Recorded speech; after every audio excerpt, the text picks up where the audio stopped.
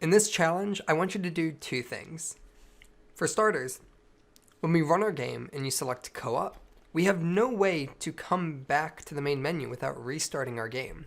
So in order to do this, what I want you to do is when the game is over, we have this little menu that pops up saying Galaxy Shooter.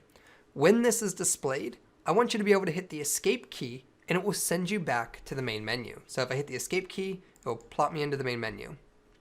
And then you'll be able to choose which game you want to play again.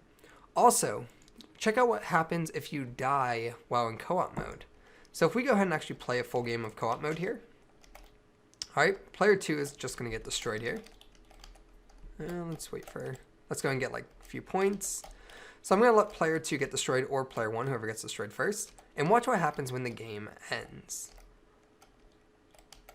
So here we go, one more hit. And you're going to see that, hold on. Okay, so the game is over now. And here we have our Galaxy Shooter. Now, if I hit the space key to play again, in co-op mode, it would spawn a new character and we'd be good to go. However, in co-op mode, that functionality doesn't exist yet. So you need to make it so that it respawns in player 1 and player 2 and the game restarts. I'll see you in the challenge review.